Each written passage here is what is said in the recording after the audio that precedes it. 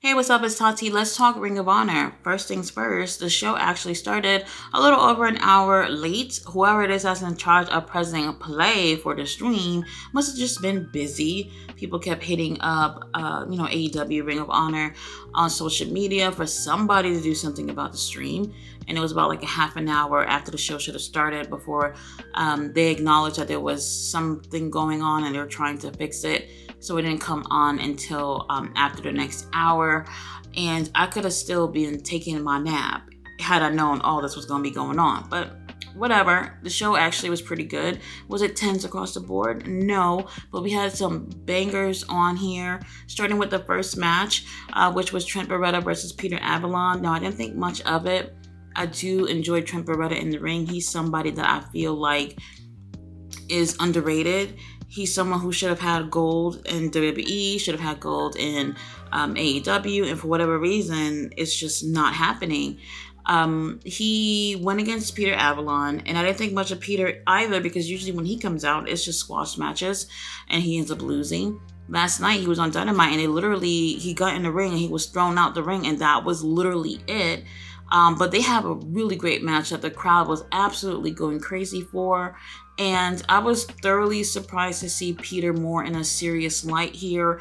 And he did so well with Trent Beretta. They had a great chemistry together. And I was just like, wow, this is what I want to see all the time. Some people are there for comic relief and squash matches or whatever. But those people who are being wasted on just squash matches have so much talent. And Peter really showed how talented he was tonight. And I really enjoyed this match. This was an amazing opener. Trent Beretta, he won, but I think he needs to get rid of Orange Cassidy and them because just like how Wheeler Yuta got rid of them and joined BCC, I think that was the best thing for him in his career. I think maybe if Trent were to go solo, that would be the best thing for them. We had Orange Cassidy and Chris Statlander was ringside with him and whatnot, and they celebrated after the match, but I really do think he's just going to have to go ahead and do things on his own from here. Next week, he does have a Pure Rules match with the Pure champion, Shibata. So that's going to be interesting. I know it's going to be a really great match. I'm hoping we get a chance to see Trent Beretta go for the TV title since it's vacated. But we'll get into a little bit more details after that. Now, after that, we have the Outrunners versus Jacoby Watts and Sebastian Wolf.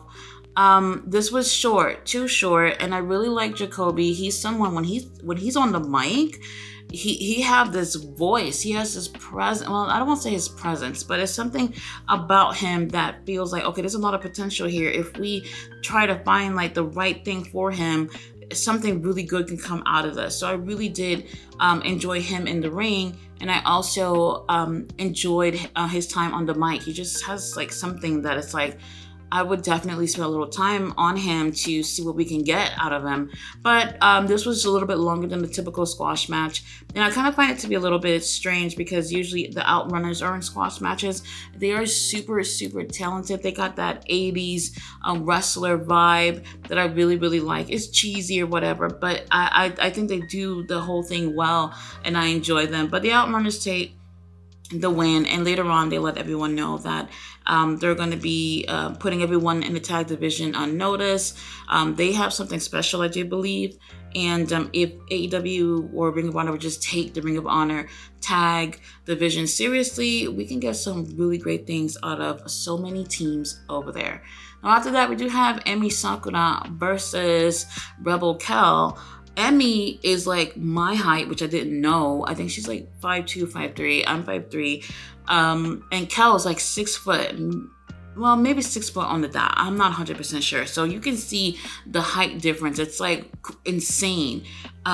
We did get some things to see from Kell. However, it was another sort of squash match. And I really do believe that when it comes to the women's, at least just the women's division, when they bring other women over from other promotions or just, independent wrestlers, they should not waste it on squash matches. We can see so much better things from these girls if they give them a little bit of time to put in work in the ring. It was way too short, and I love to see Emmy in the ring, and I just felt like, okay, like 3 minutes or so is just not enough. Emmy does take the win with a butterfly backbreaker, but I just feel like we could have gotten at least another 5 minutes out of these girls to have an entertaining match. So up next, we have a really fun, great tag team match with the Bollywood boys versus the boys. This was so fun, and the crowd was absolutely loving this. Man, there were just so many talented people, and it's just like you never really take them seriously. But damn, when you just give them a little bit of freedom to just do what they do in the ring, you can see how awesome they are. I really, really enjoyed this match. Lately, the boys have been losing, and finally we got a chance to see them doing exactly what it is that they love to do, and it was so much fun.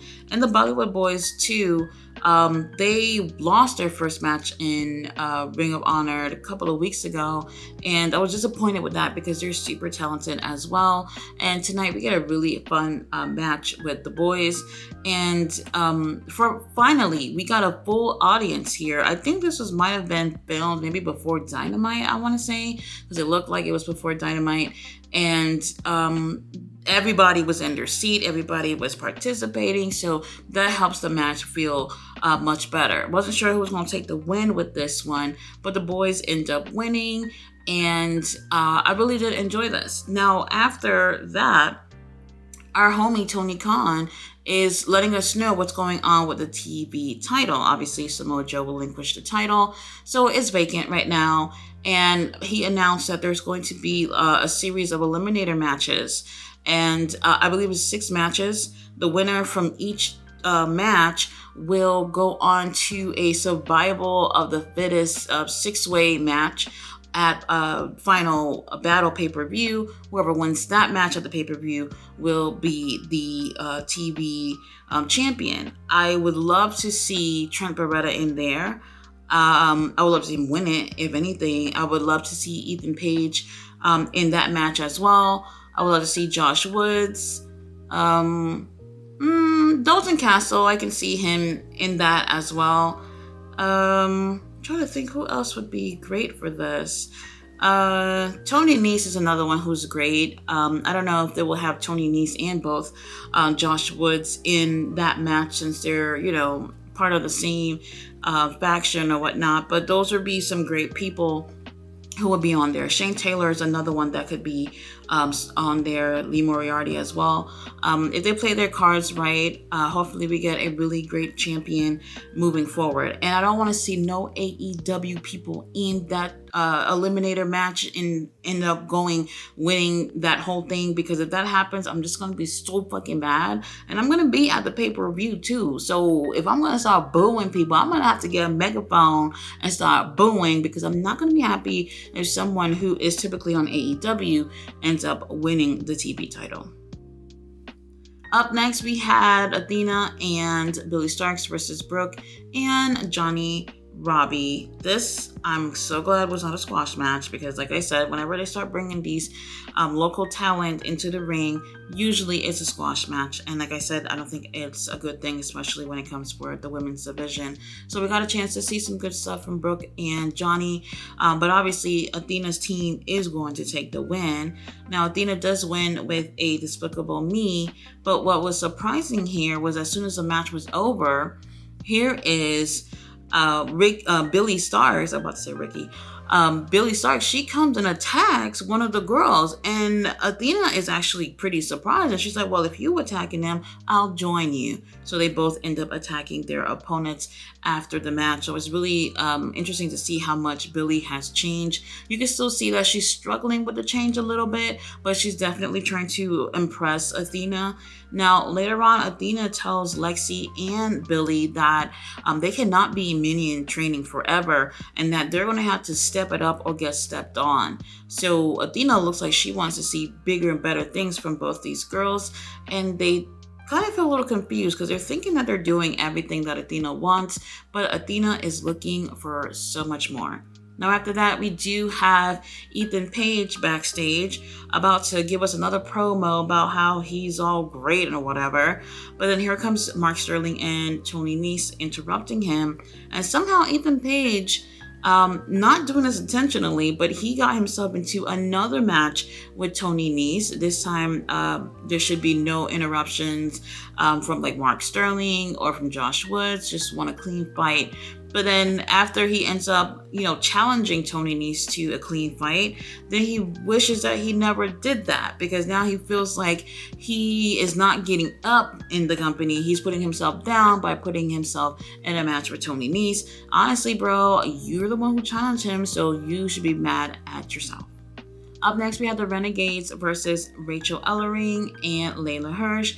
I absolutely love the way Bobby Cruz says Layla's name. Like, it just feels so powerful or something. I don't know. I just love it. Like, I actually hope this don't come out the wrong way, but I prefer male announcers over female announcers. Like, no shade to like Samantha or Dasha, but their voice I just don't really care for their voices. But anyway, they have a great match. I really did enjoy that. The Renegades actually had a promo earlier that night where they have been losing in singles matches, but they were like letting everyone know that, hey, we specialize in tag team matches, and if there was a women's tag team division, they would be holding gold. And I like the way they came off in that promo, so I was expecting to see some big things from these girls in this match. Now, before the match, Maria, of all people, actually pulled the girls aside so she can have a conversation with them. And I thought that was really interesting, because I thought that maybe we would have Maria wanting to do something with Layla Hirsch. I'm not sure.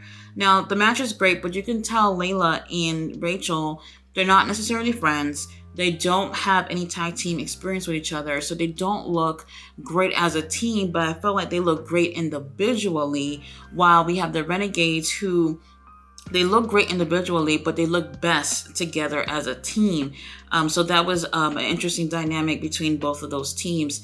Now, we have Rachel, who takes the win for the team, but it looks like maybe, I don't know if it's storyline purposes or whatnot, but Layla seems to be hurt, the knee that she had her surgery on.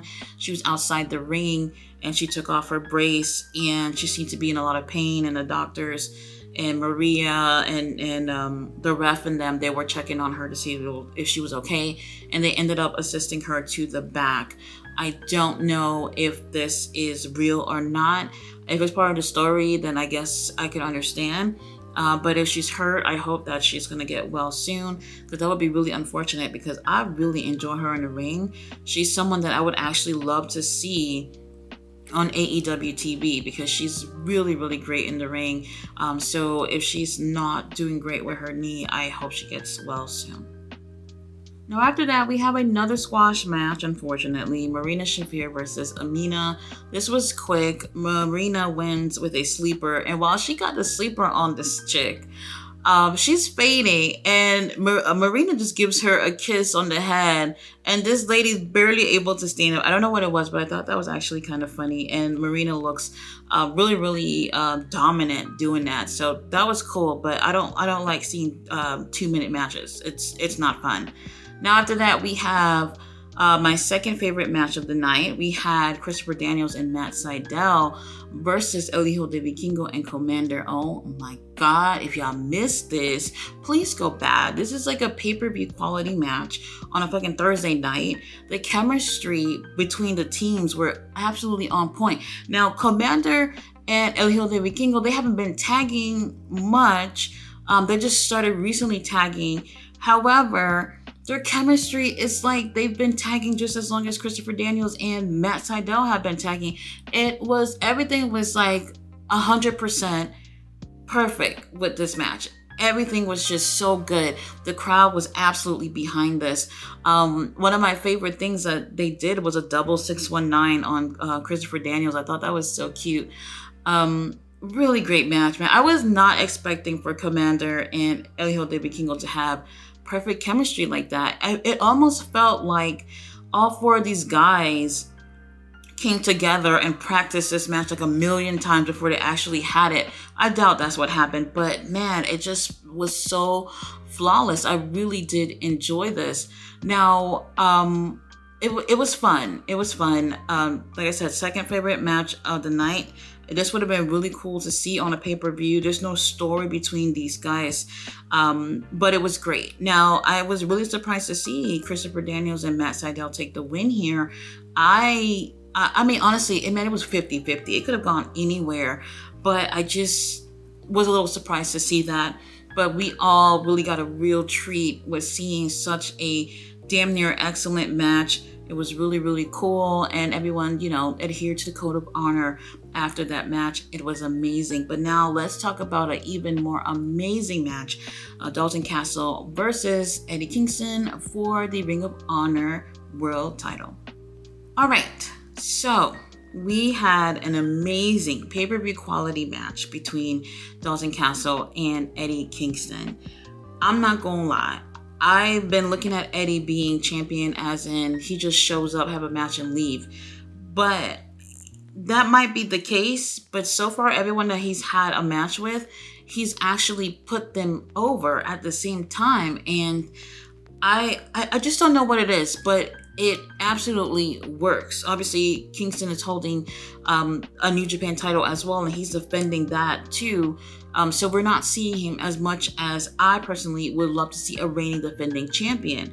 However, this match was absolutely amazing. Dalton Castle, he's been a little bit unhinged these past few weeks, and he had an opportunity to go for the title. He's originally had this title before, but when he won the title, he had a broken back.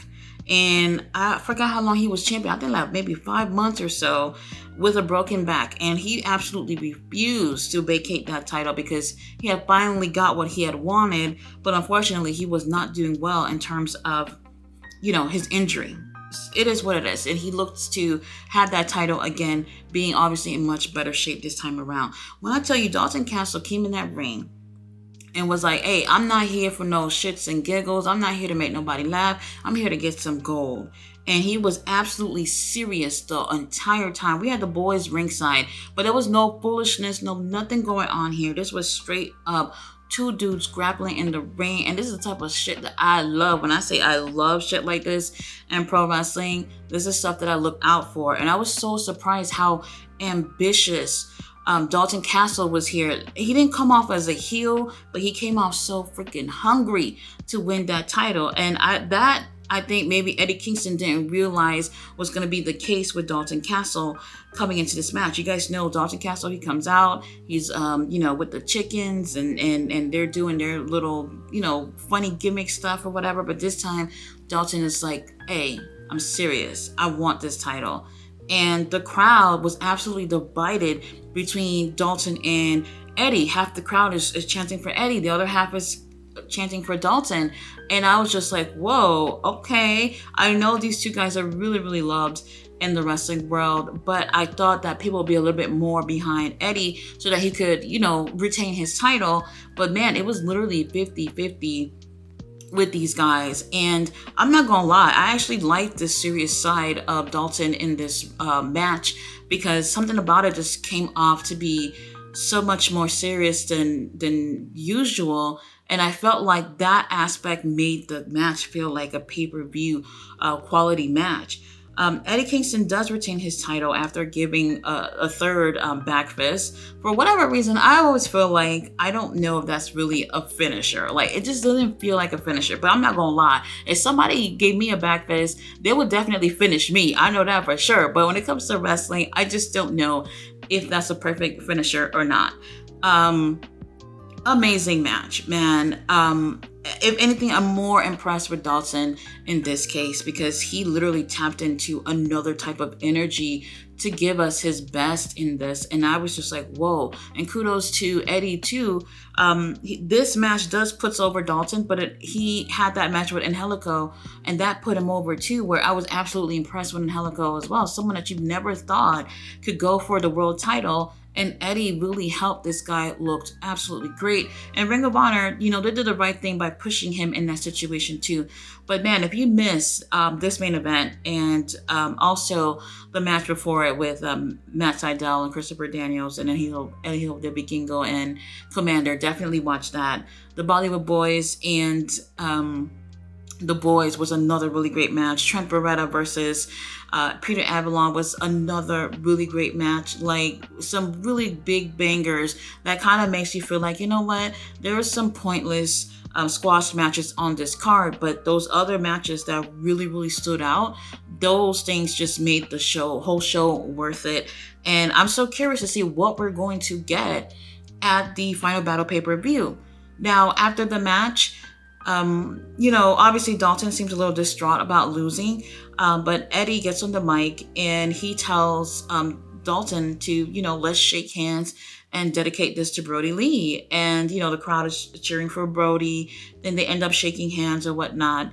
And he says, "Ladies and gentlemen, my name is Eddie Kingston and I don't give a fuck." And then Dalton breaks character and laugh. So you can see that on the camera or whatever, because he was supposed to be upset about losing, but he ends up laughing. Now, here's the interesting thing. Right before it ends, Eddie Kingston is doing a post-match interview with Lexi. Eddie don't really give a damn about doing the interview. But he says something that is so interesting where I'm just a little bit puzzled. He says that, he's tired and he's been, defending 2 titles and he's doing his best or whatnot. But there are some champions who are not real champions and they're not doing their jobs in terms of being champions, and that they're being selfish and greedy, and that he is a true champion. He doesn't say who he's talking about, but obviously it's someone who's holding gold right now. I mean, he could be talking about Roman Reigns for all we know, the way how Eddie be so unfiltered. But I just found that interesting. I'm like, well, who are you talking about? The only other person would have been Samoa Joe. He vacated the title. The only other person after that is Shibata. But Shibata, I have not seen Shibata do anything for Eddie to even say that. Unless he's talking about MJF or something. I don't know. It's really interesting on who he was talking about. I went on X and I was looking at some comments. People were just saying the wildest name, but for whatever reason, so many people said he was talking about Roman Reigns. And I'm like, come on, guys, real talk. It kind of sounds like he would be saying him, but obviously they're in 2 different promotions, so there's no way he means him. Whoever he's talking about, I don't know who it is, but they may end up having a match at the pay-per-view, so that'll be interesting. So I'm pretty sure we'll find out real soon who the hell he was talking about. Other than that, we had some really great bangers on this episode. So if you have not checked it out, go check it out. This was a really great episode, and it really feels like a pay-per-view is on the horizon, and I really can't wait to see who's going to be crowned the next TV champion at the pay-per-view. And I'm so glad I'm going to be there to actually witness it right in front of my eyes. Tony Khan, don't disappoint me. Guys, thanks so much for watching my review. I'll be back tomorrow with Collision and Rampage. Bye.